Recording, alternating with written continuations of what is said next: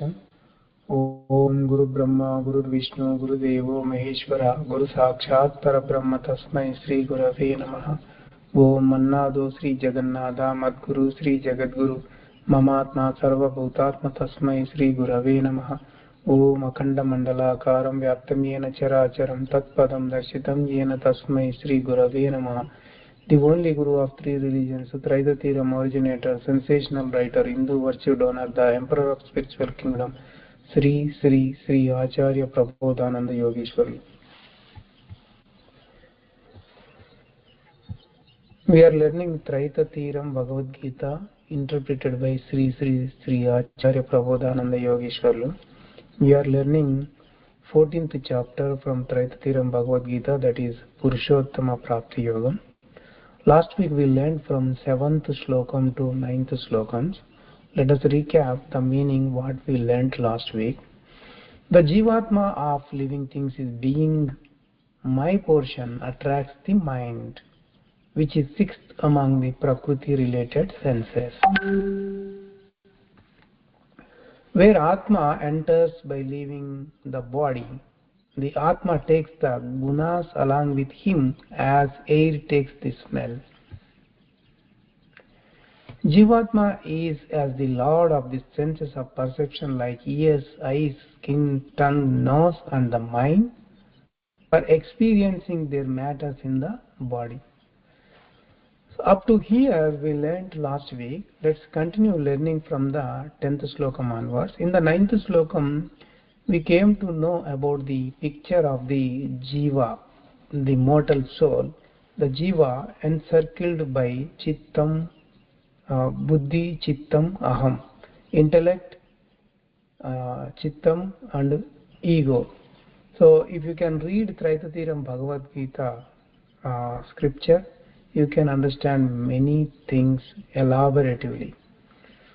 Okay, so let's move on to the 10th Slokam. Let us see what it is.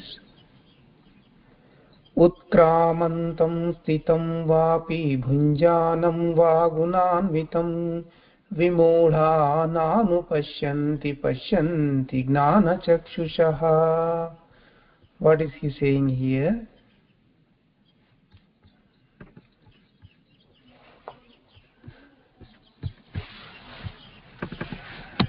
Just a minute. It got disconnected all of a sudden. Purushottama prapti yogam, 10th Slokam. The meaning we need to know first.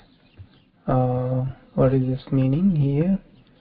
Only the jnanis with the wisdom of I can see Jiva. How it exists? When it quits the body, or when it exists in the body, or when it attains experiences of gunas. But the ignorant man cannot see it. So here he is saying that, so the jnanis who knew the wisdom, he is talking about them. And also he is telling about the ignorant man, Vimuda. Vimuda means the one who does not have the wisdom at all. He cannot see the Atma and he cannot know the matters of Atma. The ignorant Jiva, ignorant mortal soul, he will be experiencing all the he will experience the happiness and sorrow when the intellect is explaining to him. That's what happens to him inside the body. Only matters of the external world he is going to experience. Who is going to experience? The ignorant mortal soul is going to do that.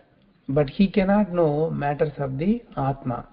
So whoever is having the wisdom I, he is going to know the matters of the Atma. So that is through wisdom I. So where is that wisdom I? The king of gland, pituitary gland of our body is working like wisdom of I.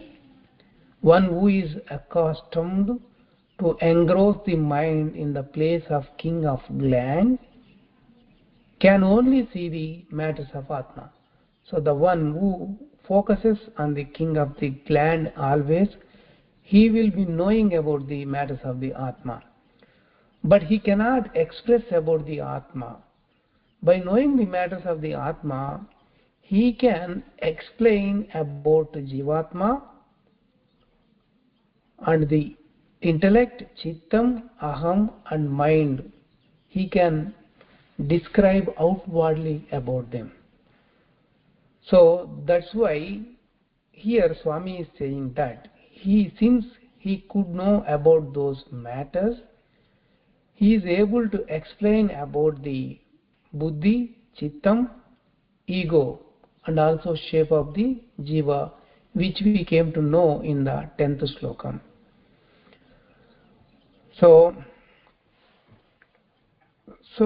also he is saying that we also say about the dispositions and the jivatma who is amidst among the gunas. So that's why we came to know about the jivatma, his shape and all. So this 10th slokam is talking about mortal soul. Let us move on to 11th slokam. It is talking about immortal soul, Atma. Let us see what is that. Yatanto yoginacchainam pasyantyaatmanyavasthitam yatanto pyakrutatmano nainam pasyantya chetasah. What is he saying? The yogis who endeavor can see the Atma in the body, but those who have undeveloped mind and who are not attained self-realization, though they try their best, yet they won't realize Atma. Here he is talking about knowing about the Atma.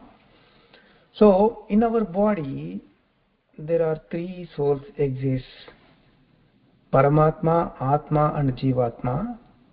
The Jivatma, the mortal soul, has to know about the Atma in order to attain Paramatma. So so who is in the middle? Atma or immortal soul is in the middle. So he has to know about the Atma first. So then only he will attain Paramatma. In order to know about Atma, so he has to do Brahma Yogam. He has to do Brahma Yogam. Those who don't control the mind, the one who does not control his mind, he cannot attain Brahma Yogam state and he cannot know about the Atma. So the people who try to practice Brahma Yogam, they can know about once they attain the Brahma Yogam, they will know the Atma. If the people who fail to attain the Brahma Yogam, they cannot know the Atma at all. That's why he is saying here that those who do not control the mind and those who are not successful in the practice of Brahma Yoga, though they are endeavored, yet they do not know the Atma. That's what about the 11th slokam.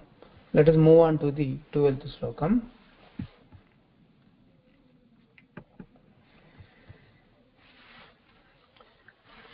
12th slokam.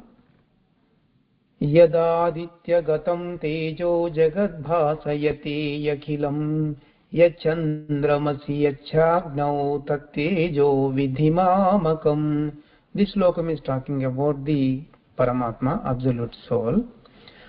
It must be known that the illumination in the sun, which is illuminating the world, the illumination of moon and the illumination of fire is my illumination. Who's that illumination? That illumination is from Paramatma. Paramatma is omnipresent. He is present everywhere. He is present in the whole universe and beyond that as well.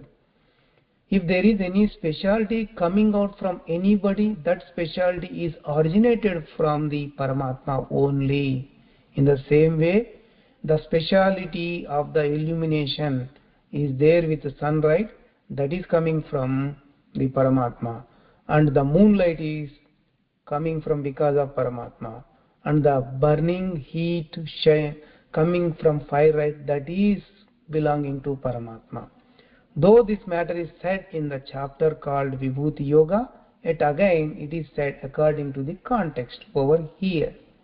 You see, all the specialities are coming from Paramatma itself. Let us move on to the 13th Slokam. गामाविश्य च भूतानि धारयाम्य अहमोजसा पुष्णामि चौषधी सर्वा सोमो भूत्वा रसात्मकः.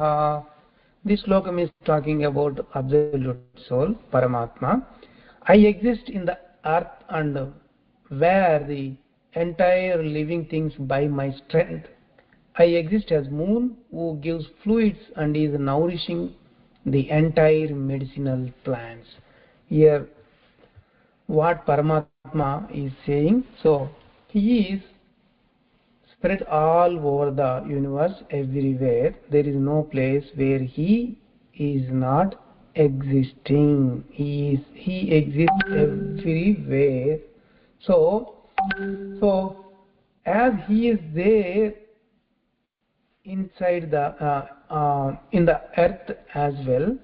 So on the earth there are so many plants and trees, everything, right? He is giving strength to them to produce the food, right? So he nourishes the entire living things by making the food products on the earth using the plants and the trees. Besides, he exists as a moon in the sky and provides the chemicals through the moonlight to the medicines or to all the herbal plants which exist as plants and trees on the earth and makes them get medicinal power, the herbal power. So we can divide these plants and trees into two categories. From one category, food stuff is coming to nourish all the bodies of the living things, and the second part is the chemicals in the medicines for removing the diseases. So the herbals, they have medicinal values, they are curing the diseases. Those are the second part. So everything, these two kinds of things are happening because of the Paramatma, the absolute soul power only. He is the one who is providing all the things to us. So that this is up to the 13th slokam. So we learnt up to here today.